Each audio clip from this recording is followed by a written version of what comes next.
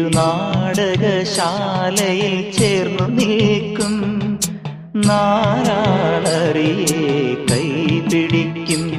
തിരുനാടകശാലയിൽ ചേർന്നു നിൽക്കും യമുന നദിയായി കുളിരലയിളകും നിലവിൽ അമ്പലപ്പുഴി ഉണ്ണിക്കണ്ണനോടു നീ എന്തു പരിഭവം മെല്ലയോതി വന്നുവോ.